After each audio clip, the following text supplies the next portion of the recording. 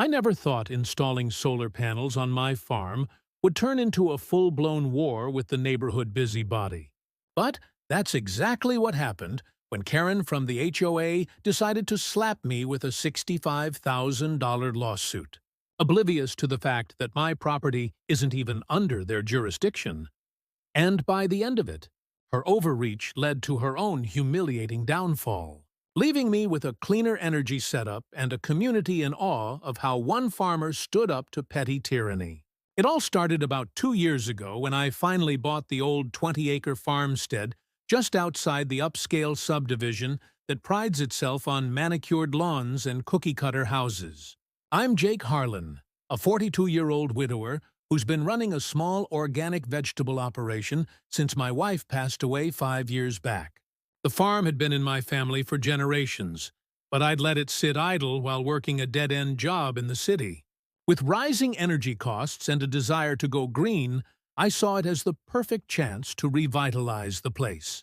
The property is technically adjacent to Willow Creek Estates, that gated community where everyone drives SUVs and hosts block parties with plastic smiles. My farm backs right up to their backyards, separated by a simple wooden fence that's been there since the 1950s. I knew about the HOA because their signs are everywhere. Willow Creek, where perfection meets pride. But my deed clearly states the farm is unincorporated land. No covenants, no restrictions. I double-checked with the county recorder's office before closing the deal. Freedom at last. The first few months were bliss. I plowed the fields, planted heirloom tomatoes and zucchini, and started researching solar incentives. The farm's old barn and house were power hogs, especially with the irrigation pumps I planned to install. Solar made sense. Tax credits, lower bills, and sustainability for my crops. I hired a local installer, Green Tech Solutions, who came out for a site survey. "Perfect southern exposure here, Jake," the tech said, pointing to the open pasture. "You'll be off-grid in no time." We filed the permits with the county. Straightforward stuff. No issues. Installation began in early spring. The panels went up on sturdy racks along the south field, gleaming under the sun like metallic sunflowers. Neighbors from the subdivision started peeking over the fence. At first, it was curious waves and small talk. "Nice setup," one guy yelled from his deck. But then Karen showed up. Her name's actually Kendra, but everyone calls her Karen behind her back because she fits the archetype to a T: perfectly coiffed blonde hair, yoga pants, and a clipboard that's practically glued to her hand. She's the HOA president, self-appointed enforcer of every rule, from lawn height to holiday light durations. I met her at a farmer's market, where she was complaining about unsightly farm equipment, visible from her property line. "Mr. Harlan, is it?" "I'm Kendra Wilkins from Willow Creek HOA. We need to talk about those contraptions you're putting up." I chuckled, wiping dirt from my hands. "Solar panels, ma'am. Legal and eco-friendly." She pursed her lips. "Our covenants prohibit such eyesores. They detract from property values." I explained politely that my farm isn't part of Willow Creek. "Check the plats. My land's exempt." She waved it off. "Everyone knows the association covers the whole area. I'll send you the rules." A week later, a thick packet arrived in my mailbox. HOA bylaws, violation notices, fines for aesthetic non-compliance. The first fine was $500 for unauthorized structures. I laughed it off and ignored it, figuring it was a mistake. But Karen didn't stop. She started showing up unannounced, snapping photos over the fence with her phone, muttering about blight and devaluation. One afternoon, I was out in the field adjusting the panel angles when she marched right up to the gate, her little dog yapping at her heels. "This has to come down, Jake. The board voted unanimously." There was no board vote. She was the board, mostly, with a couple of yes-men. I stayed calm. "Kendra, again, I'm not a member." "No dues, no rules." Her face turned that signature shade of red. "You're affecting our community. Those panels are an eyesore. shiny, industrial-looking things ruining the view.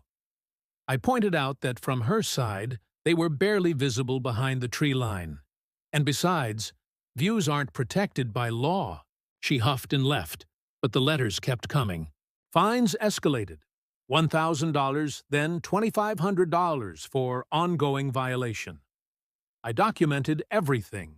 Photos of the envelopes, copies of my deed showing non-HOA status. My lawyer buddy, Tom, advised me to send a certified letter stating I wasn't bound by their rules and to cease contact. We did, but Karen ramped it up. She organized a neighborhood watch meeting focused on my farm, spreading rumors that I was running an illegal operation, maybe even growing something shady under those panels. One evening, as I was harvesting carrots, a couple of her cronies drove by slowly, staring like I was a criminal. It was getting personal. I started feeling the stress. Sales at the market dipped because of whispers, and I couldn't focus on the crops. But I wasn't backing down. Solar was my future. Those panels would power the whole farm, cut my costs by 70%, and let me expand to selling direct to restaurants. Then came the petty harassments. My mailbox got stuffed with fake violation tickets, printed on HOA letterhead.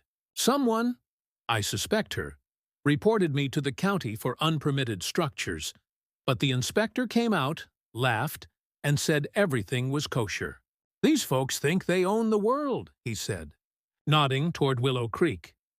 I installed a few trail cams around the perimeter for peace of mind, capturing her trespassing once or twice, peeking through the fence. Still, I held my ground, responding only through Tom with more cease and desist letters. Weeks turned into months. The panels were fully operational by summer, humming quietly as they charged the batteries. My energy bills plummeted, and the farm felt alive again. But Karen was plotting. I could see it in her increasingly frantic emails.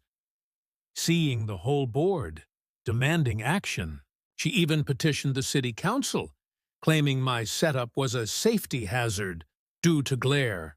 The council dismissed it, but she didn't quit. One crisp fall morning, I was in the barn sorting produce when the process server knocked. My heart sank as I signed for the papers. It was a lawsuit from the Willow Creek HOA, naming me as defendant, seeking $65,000 in damages for breach of covenant, aesthetic harm, and punitive fines accrued over 6 months. They claimed the solar panels violated Article 7, Section 3 of their bylaws on exterior modifications, and that as an adjacent property owner, I was implicitly bound. $65,000? That was insane. It included inflated lost property value calculations, legal fees, and daily fines compounding like interest on a bad loan. I read it twice, my hands shaking. How could they sue me when I'm not a member?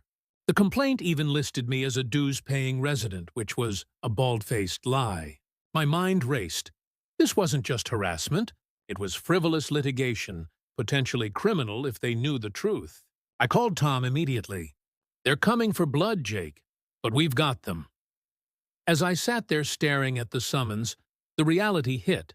Court date in 30 days, and if I didn't respond, default judgment. Karen had crossed the line from annoying to destructive, dragging me into a legal nightmare over my sustainable dream. But little did she know. I had evidence, allies, and a plan brewing that would turn this lawsuit into her worst mistake.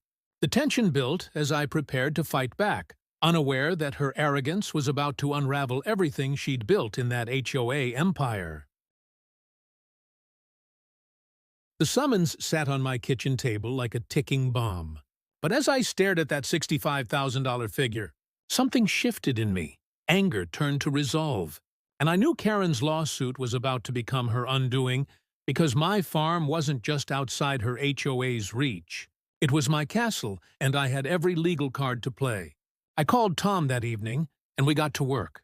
He was a small-town lawyer with a knack for sniffing out bad faith. "This is a slam dunk, Jake," he said, flipping through the complaint. "They're claiming you're a member without proof. That's fraud if they knew better." We started digging. First, I pulled every document I had: the deed, the plat map, the county records, all confirming my farm's unincorporated status. Tom filed a motion to dismiss, citing lack of jurisdiction. But we didn't stop there. My trail cams had caught Karen trespassing multiple times, once even climbing over my fence to snap pictures of the panels. I saved the footage, time-stamped and clear. We also found her emails to the HOA board, forwarded to me by a disgruntled neighbor tired of her reign. One email bragged about teaching that farmer a lesson and admitted she hadn't verified my property status before filing. That was gold, evidence of bad faith. Tom grinned. She's digging her own grave. We countersued for harassment, defamation, and abuse of process, aiming to hit the HOA where it hurt: their wallet and Karen's reputation. I wasn't just defending myself, I was going on the offensive. The next step was gathering allies. Turns out, Karen's iron grip on Willow Creek had made her plenty of enemies. I started chatting with neighbors at the farmer's market, casually mentioning the lawsuit. One woman, Linda, lived on the edge of the subdivision and despised Karen's nosy patrols. She fined me $200 for a birdhouse, Linda scoffed. Said it was too rustic. Another neighbor, Mike, had been hit with fines for his kid's basketball hoop. They agreed to testify about Karen's pattern of overreach, painting her as a bully who weaponized the HOA. Linda even had emails from Karen demanding she join the lawsuit against me or face consequences. That was coercion, another nail in Karen's coffin. As the court date loomed, I kept farming, tending my crops under those gleaming solar panels. The irony wasn't lost on me. Karen's obsession with control was costing her more than my energy-efficient setup ever would. Tom prepped me for court, emphasizing we needed to stay calm and factual. Let her implode, he said. Judges hate frivolous suits. We also hired a surveyor to confirm my property line, just in case they tried to claim encroachment. The surveyor's report was airtight. My panels were 50 feet inside my boundary, nowhere near Willow Creek's precious lawns. Meanwhile, Karen kept up her campaign. She posted flyers around the subdivision, calling my farm an eyesore and urging residents to attend the hearing to protect property values. I saw one taped to a stop sign and snapped a photo. More evidence of defamation. Social media was buzzing too. Someone leaked the lawsuit to a local Reddit thread, our legal advice, and the comments roasted her. HOA Karen sues farmer not even in her jurisdiction? Classic. The post got hundreds of upvotes, and I felt the tide turning. The courtroom was small but packed on the day of the hearing. Karen sat with her lawyer, a slick guy in a cheap suit who looked like he'd rather be anywhere else. She wore her usual smug expression, whispering to her cronies in the gallery. I sat with Tom, my folder of evidence ready. The judge, an older woman with sharp eyes, didn't waste time.